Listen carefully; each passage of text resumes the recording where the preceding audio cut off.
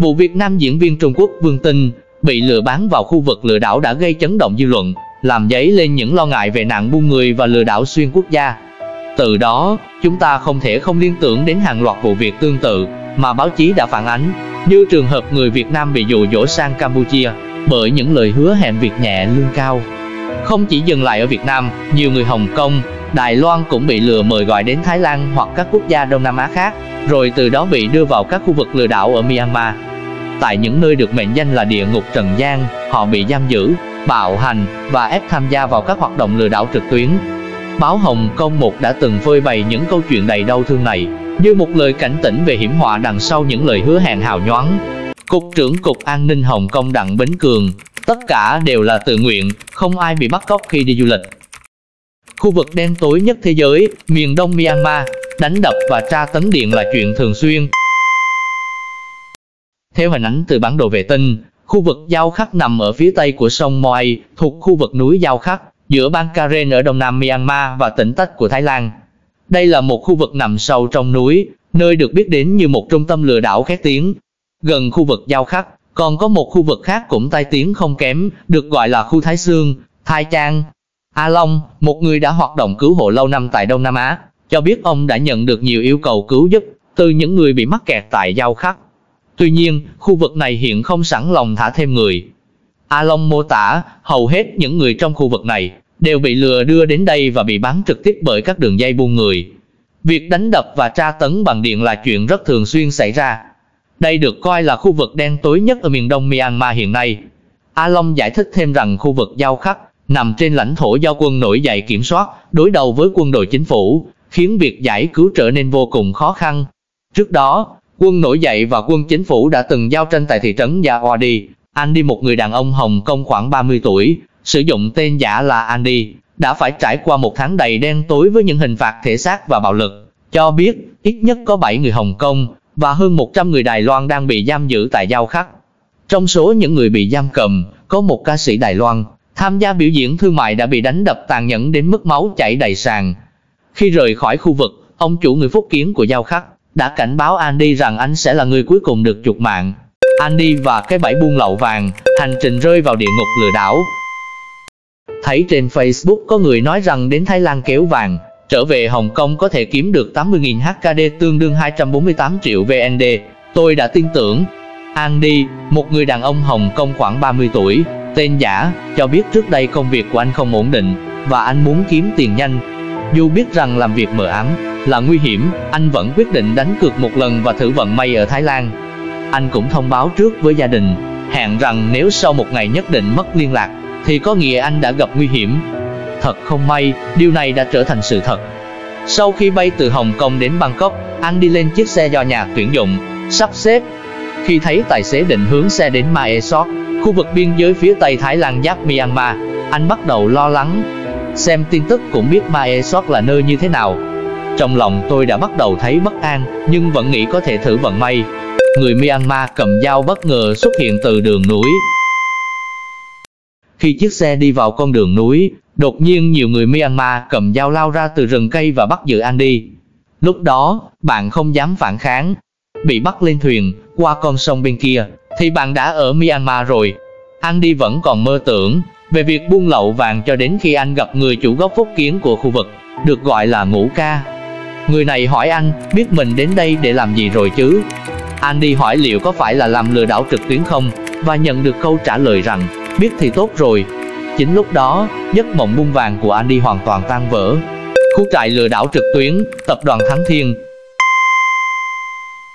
Andy cho biết, khu vực này có một công ty tên là Tập đoàn Thắng Thiên, với khoảng 200 người. Trong đó, 75% là người Đài Loan, 20% là người Malaysia, và chỉ có 7 người là người Hồng Kông. Nhiều người, giống như anh, đã bị lừa bằng những lời mời gọi như đến Thái Lan kéo vàng. Ngoài ra, còn có người bị dụ dỗ bởi các lời hứa như đến Thái Lan mở công ty vay vốn, và bị đưa đến khu vực này. Cuộc sống trong khu trại. Khi đến khu vực, mọi người được yêu cầu gửi tin nhắn trấn an gia đình bằng điện thoại rằng, tôi đã tìm được một công việc, trong thời gian ngắn sẽ không quay lại.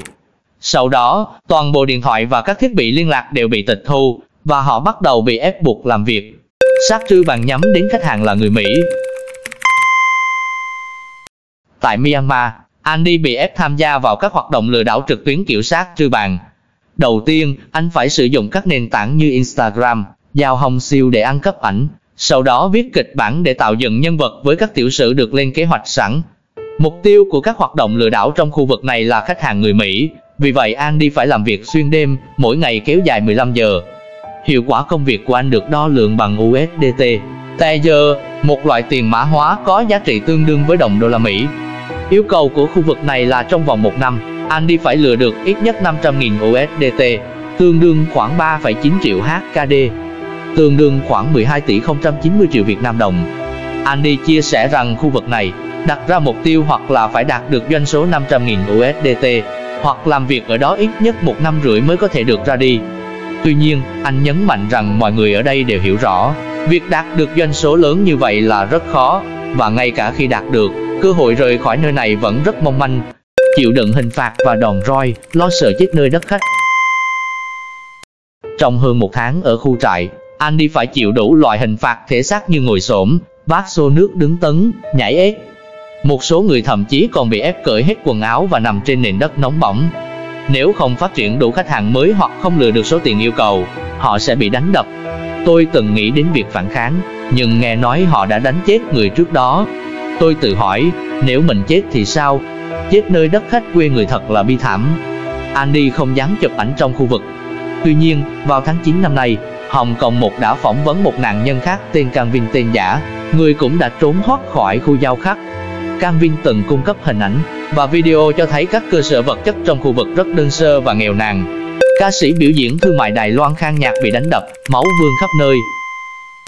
Nam ca sĩ biểu diễn tại quán bar 38 tuổi Trần Khang Nhạc, nghệ danh Khang Nhạc, được mệnh danh là Tiểu Ông Lập Hữu, đã mất tích sau khi sang Thái Lan. Vào đầu tháng 9, Trần Khang Nhạc, một ca sĩ biểu diễn 38 tuổi có biệt danh là Tiểu Ông Lập Hữu, đã bay đến Thái Lan để gặp gỡ bạn bè và thảo luận về việc kinh doanh phụ tùng ô tô đồ chơi. Ngoài ra, anh còn nhận lời giúp bạn mua vàng và các lá bùa Phật giáo Thái Lan. Tuy nhiên, sau đó anh hoàn toàn mất liên lạc. Người thân của anh phát hiện định vị điện thoại lần cuối cho thấy Khang Nhạc xuất hiện gần một khu vực lừa đảo khét tiếng ở biên giới Thái Lan Myanmar. Một người biết chuyện tiết lộ rằng Khang Nhạc đã bị đánh đập rất tàn nhẫn. Theo báo cáo của Today News Cloud, Andy đã tận mắt chứng kiến cảnh Khang Nhạc bị đánh đập tàn nhẫn. Andy tiết lộ rằng anh ta từng ở cùng nhóm với Khang Nhạc. Do bí mật liên lạc với bên ngoài để cầu cứu, Khang Nhạc đã bị quản lý khu vực phát hiện và đánh đập dã man. Có vẻ như anh ta chưa kịp xóa các tin nhắn trò chuyện, bị người ta bắt tại chỗ. Trong văn phòng, họ đánh anh ta rất thê thảm.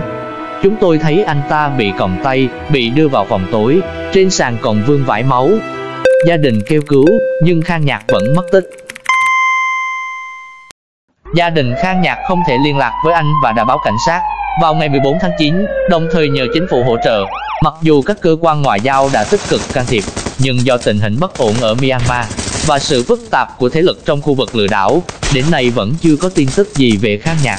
Andy cho biết, những người bị đưa vào khu vực này đều phải chọn một mật danh trong ngày đầu tiên. Mật danh của Khang Nhạc là Tiểu Khang. Không lâu sau khi người đàn ông này đến, Tiểu Khang bị phát hiện liên lạc với bên ngoài để cầu cứu và bị các quản lý bắt quả tang. Họ đánh Tiểu Khang rất dã man ngay tại văn phòng, người đàn ông kể. Một nhóm quản lý đã thay phiên đánh đập Tiểu Khang, đến mức anh không còn khả năng chống cự, sau đó kéo anh vào phòng bên cạnh để tiếp tục tra tấn. Tôi không thể nhìn thấy tình trạng của Tiểu Khang, nhưng người bên ngoài liên tục đưa khăn giấy vào. Có lẽ anh ấy đã chảy rất nhiều máu. Sau đó, Tiểu Khang bị nhốt vào phòng tối. Một số đồng nghiệp khác bị phạt nhốt vào phòng tối vì không đạt chỉ tiêu, kể lại rằng họ nhìn thấy Tiểu Khang bị còng tay và tình trạng rất tồi tệ. Cho đến khi người đàn ông này may mắn trốn thoát, anh vẫn không gặp lại Tiểu Khang. Gia đình Andy tìm kiếm sự trợ giúp từ các tổ chức cứu hộ. Khi Andy bị đưa vào khu vực lừa đảo, điện thoại di động của anh ngay lập tức bị tịch thu, và máy tính cũng bị giám sát. Anh chỉ có thể liên lạc với gia đình qua tin nhắn bí mật, sử dụng mã hóa để cầu cứu. Trong khi đó, gia đình anh cũng chạy đôn đáo tìm kiếm sự giúp đỡ. Cảnh sát chỉ nói có thể đăng ký trường hợp mất tích cho em trai tôi. Thực ra, cảnh sát Hồng Kông không có cách gì đặc biệt để giúp. Sau khi biết Andy bị giam giữ ở Myanmar, chị gái anh ngay lập tức trình báo cảnh sát tại Hồng Kông và liên hệ với nhiều tổ chức cứu hộ cũng như các tình nguyện viên. Tuy nhiên, một số tổ chức yêu cầu phải trả tiền trước mới bắt đầu giúp đỡ, trong khi có tổ chức khuyên không nên nộp tiền chuộc để tránh tiếp tay cho bọn buôn người. Cuối cùng, gia đình Andy đã liên hệ được với A Long, một người đã từng giúp đỡ giải cứu người Hồng Kông khỏi khu giao khắc vào tháng 9. Sau khi gia đình trả khoảng 400.000 HKD tương đương 1 tỷ 240 triệu tiền Việt tiền chuộc, họ đã thành công đưa Andy trở về. A Long cho biết, ông đã phối hợp với lực lượng công an Trung Quốc và đàm phán với khu vực lừa đảo. Bố mẹ đều đã bệnh nặng, mẹ tôi còn phải nhập viện. Cuối cùng chúng tôi thật sự gom tiền để cứu em. Trạm trung chuyển tại khu KK trước khi được giải cứu. Sau khi biết gia đình đã trả tiền chuộc, Andy nóng lòng chờ đợi trong khu vực giam giữ, ngày qua ngày, nhưng phải mất hơn 2 tuần đầy gian nan anh mới được thả. Tuy nhiên, hành trình giải thoát không hề suôn sẻ. Andy bị các binh lính đưa đi và trước tiên được chuyển đến một thị trấn khác, nơi có khu KK, nổi tiếng là một trung tâm lừa đảo khét tiếng. Một người lính đưa tôi đến khu KK. Tôi đã nghĩ liệu có phải ông chủ đã bán tôi sang khu vực này không? Andy nhìn thấy những tấm biển như bệnh viện KK và cảm thấy như mình sắp bước vào một địa ngục khác thay vì được tự do. Sau khi phải lưu lại khu KK một đêm, Andy được sắp xếp lên xe do một tài xế điều khiển, đưa anh tới một trạm gác trên núi do quân đội kiểm soát. Tại đây, anh được hướng dẫn vượt qua những con đường núi, sau đó đi thuyền lén lút trở lại thị trấn Mae Sot, Thái Lan. Sau khi nghỉ lại thêm một đêm ở Mae Sot, Andy bay về Bangkok và từ đó trở lại Hồng Kông, nhắn tin trấn an gia đình sau khi được cứu. Sau khi được cứu, Andy đã quay một đoạn video gửi cho gia đình để trấn an họ. Hiện giờ tôi đã an toàn, đang ở nơi của người đã cứu tôi. Ngày mai tôi sẽ trở về. Trong đoạn video, khuôn mặt Andy hiện rõ vẻ mệt mỏi, tiều tụy, khác hẳn với diện mạo của anh khi trực tiếp trả lời phỏng vấn với phóng viên sau đó. Ở Myanmar, con người chỉ như một món hàng. Chỉ đến khi máy bay hạ cánh xuống Hồng Kông, Andy và gia đình mới thật sự cảm thấy yên tâm. Andy chia sẻ rằng hồi nhỏ anh thường hay đánh nhau, lười biếng, không thích đi làm và chỉ thích chơi. Anh quen biết với những người trong các mối quan hệ không lành mạnh, thường tiếp xúc với các hoạt động mờ ám. Chính điều này đã khiến anh dễ dàng tin vào lời dụ dỗ về công việc buôn lậu vàng để kiếm tiền nhanh. Sau khi trở về Hồng Kông, Andy nhận ra gia đình thật sự quan tâm và yêu thương anh. Điều lớn nhất tôi cảm nhận được ở Myanmar là ở đó, bạn chẳng là gì cả, bạn chỉ là một món hàng. Anh hy vọng câu chuyện của mình sẽ là lời cảnh tỉnh cho những người khác. Tôi muốn những người đọc tin tức này hiểu rằng trên đời không có cách nào kiếm tiền dễ dàng như thế. Đừng để bản thân bị lừa và rơi vào hoàn cảnh như tôi.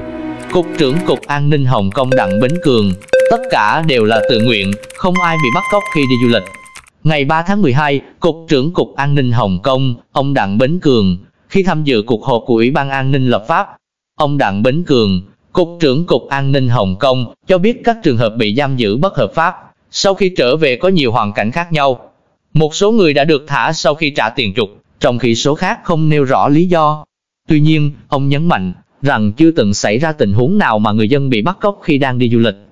Có một điều rất rõ ràng, những người này về cơ bản đều tự nguyện đi. Họ bị lừa rằng sẽ làm công việc chính đáng, sau đó mới bị lừa đảo và giam giữ bất hợp pháp để làm những công việc này. Không có ai đang đi dạo trên phố mà bị bắt đi. Một số tin đồn cho rằng họ bị bắt cóc khi đi du lịch là không đúng sự thật. Tình trạng tái diễn, 12 người Hồng Kông vẫn bị mắc kẹt. Một người trong ngành du lịch Thái Lan cho biết, du lịch và bị lừa đến làm việc là hai chuyện hoàn toàn khác nhau. Chỉ cần không ai mời bạn đến để kiếm số tiền lớn, thì việc tự mình đi du lịch vẫn rất an toàn. Người này nhấn mạnh rằng chính quyền địa phương rất coi trọng du khách. Ở những nơi càng phức tạp và đông đúc, cảnh sát càng có mặt nhiều hơn. Hướng dẫn viên này giải thích rằng các vụ mất tích xảy ra ở Myanmar, và các ông trùm của các tổ chức lừa đảo không phải là người Thái. Chỉ vì nhiều nhóm lừa đảo sử dụng Thái Lan làm trạm trung chuyển, điều này khiến nhiều người nghĩ rằng Thái Lan rất nguy hiểm. Cuối cùng, dư luận lại chỉ trích Thái Lan.